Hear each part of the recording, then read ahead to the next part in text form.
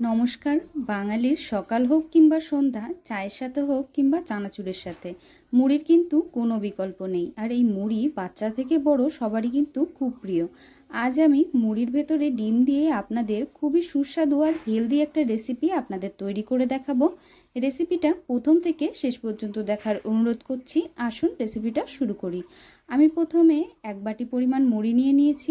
মুড়ির মধ্যে আমি দিয়ে দিচ্ছি 2 গ্লাস পরিমাণ জল। মুড়িটাকে আমি ভালোভাবে জলের মধ্যে বেশ কিছুক্ষণ ভিজিয়ে রেখে দেব। আমি চামচের সাহায্যে মুড়িটাকে ভালোভাবে জলের সাথে মিশিয়ে দিচ্ছি। এখন একটা থালা দিয়ে আমি মুড়িটাকে কিছুক্ষণ ঢেকে রেখে দেব। মুড়িটা যতক্ষণ ভেজানো হচ্ছে ততক্ষণ চলুন বন্ধুরা আমরা কিছু সবজি কেটে নিই। আমি এখানে কেটে নিয়েছি কয়েকটা ক্যাপসিকাম। ক্যাপসিকামগুলোকে আমি ঠিক এইরকমভাবে কেটে নেব। আর এইখানে আমি পেঁয়াজ কুচিয়ে নিচ্ছি। আপনারা নিজেদের পছন্দ মতন যে কোনো রকম সবজি এই রেসিপিতে ব্যবহার করতে পারেন। আমি এখানে নিয়ে নিয়েছি গাজর কুচি, নিয়ে নিয়েছি আদা কুচি, রসুন কুচি, ক্যাপসিকাম, পেঁয়াজ আর কাঁচা লঙ্কা, আর নিয়ে নিয়েছি ধনেপাতা। সমস্ত সবজিগুলোকে আমি ছোট ছোট টুকরো করে কুচিয়ে নিয়েছি। গ্যাসের ওপরে কড়াই বসিয়ে কড়াইতে আমি দিয়ে দিচ্ছি সাদা তেল। সাদা তেলটা দেওয়ার পরে তেলটা ভালোভাবে আমাদের গরম হতে দিতে হবে। তেলটা ভালোভাবে গরম হয়ে গেছে। এখন আমি তেলের মধ্যে দিয়ে দিচ্ছি রসুন কুচি। রসুন কুচিটা দেওয়ার পরে তেলের মধ্যে রসুনটাকে কিছুক্ষণ ভালোভাবে আমাদের ভেজে নিতে হবে। রসুনের কাঁচা ভাবটা যখন চলে যাবে তখন আমি দিয়ে দেব লঙ্কা কুচি।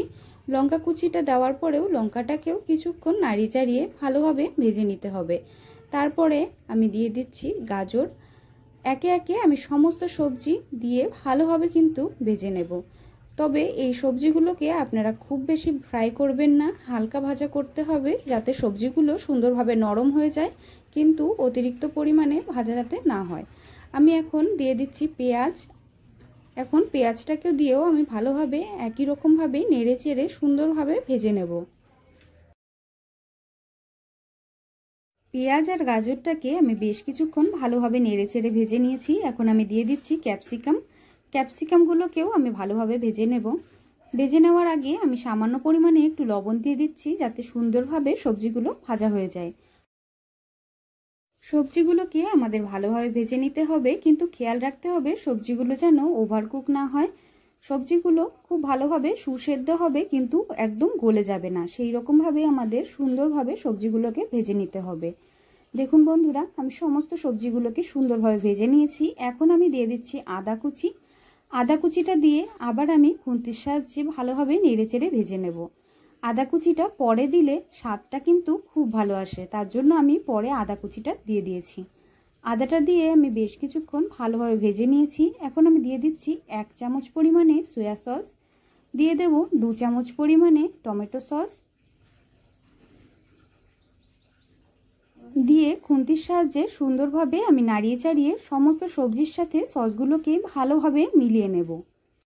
বন্ধুরা, আপনারা চাইলে এখানে চিলি সসও দিতে পারেন। চিলি সস দিলেও কিন্তু স্বাদটা খুবই ভালো আসে। আমার কাছে চিলি সস ছিল না, তার জন্য আমি এখানে চিলি সসটা দিইনি।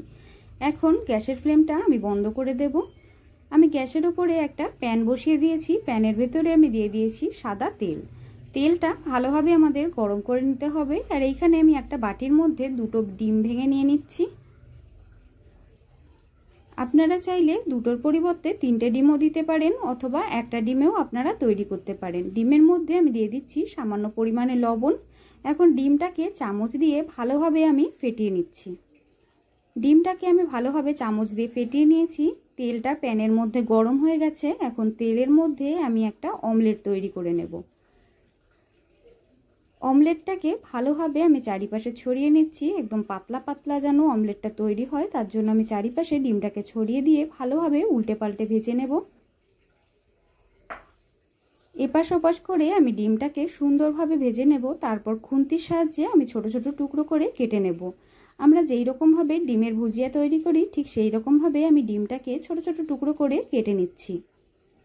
আমি ডিমের ভুজিয়াগুলো তৈরি করে নিয়েছি। এখন গ্যাসের ফ্লেমটা আমি বন্ধ করে দেব। আর চলুন বন্ধুরা, এবার আমরা মুড়িটাকে দেখে নিই। মুড়িটা আমি ভালোভাবে ভিজিয়ে রেখেছিলাম। দেখুন মুড়িটা সুন্দরভাবে কিন্তু ভিজে গেছে। এখন একটা ছাঁকনি নিয়ে তার মধ্যে মুড়িটাকে আমি দিয়ে দেব, আর মুড়ির থেকে জলটাকে আমি আলাদা করে নেব।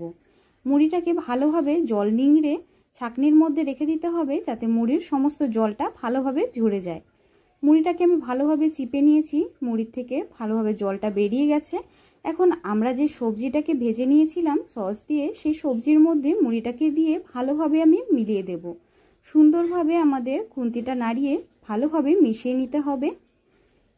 আপনারা গরমের সময় তেলে ভাজা কোনো রকম খাবার না খেয়ে সন্ধ্যাবেলায় কোনো কিছু খেতে ইচ্ছা করলে মুড়ির এই রেসিপিটা অবশ্যই তৈরি করে খেতে পারেন।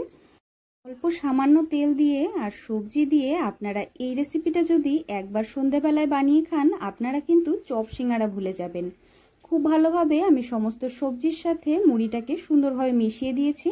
এখন আমি ওপর থেকে দিয়ে দিচ্ছি একদম ফ্রেশ ধনেপাতা। ধনেপাতাটাকে আমি কুচি করে কেটে নিয়েছিলাম। ধনেপাতাটাকে দেওয়ার পরে আবার আমি খুন্তির সাহায্যে ভালোভাবে একবার নাড়িয়ে চাড়িয়ে মিশিয়ে দেব।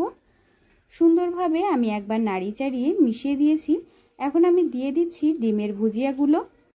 ডিমের ভুজিয়াগুলো দেওয়ার পরে আমি সুন্দরভাবে খুন্তির সাহায্যে নাড়িয়ে চাড়িয়ে ভালোভাবে মিশিয়ে নেব। বন্ধুরা, আপনাদের মধ্যে কেউ যদি ডিম না খান তাহলে আপনারা এই ক্ষেত্রে ডিমটা স্কিপ করতে পারেন। ডিমটা না দিলেও কিন্তু এই রেসিপিটার স্বাদ একই রকম থাকবে।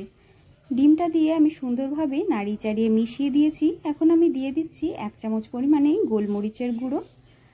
গোলমরিচ গুঁড়োটা দিলে কিন্তু স্বাদটা খুবই ভালো আসে, কিন্তু আপনারা যদি বাচ্চাদের জন্য তৈরি করে থাকেন তাহলে গোলমরিচ গুঁড়োটার পরিমাণ একটু কম দেবেন। গোলমরিচ গুঁড়োটা দেওয়ার পরে একবার আমি খুন্তির সাহায্যে ভালোভাবে নাড়িয়ে নেব। তারপর আমি একটা পাত্রে নামিয়ে নেব। বন্ধুরা, সন্ধ্যাবেলায় কিন্তু আমাদের সবারই মনে হয় মুখরোচক খাবার খেতে। তখন আপনারা হাতের কাছে থাকা সবজি আর ঘরে থাকা মুড়ি দিয়ে এই মুখরোচক খাবারটি খুব সহজেই তৈরি করতে পারবেন। আমার এই রেসিপিটা ভালো লাগলে অবশ্যই আমার চ্যানেলটিকে সাবস্ক্রাইব করে বেল আইকন দাবিয়ে রাখবেন এমনই রেসিপি আরও দেখার জন্য। রেসিপিটা ভালো লাগলে নতুন বন্ধুদের সাথে অবশ্যই শেয়ার করবেন, যাতে তারা দেখার সুযোগ পায়। সবাই খুব ভালো থাকবেন, সুস্থ থাকবেন। দেখা হবে পরের ভিডিওতে নতুন রেসিপি নিয়ে। রেসিপিটা প্রথম থেকে শেষ পর্যন্ত দেখার জন্য আপনাদের অনেক অনেক ধন্যবাদ।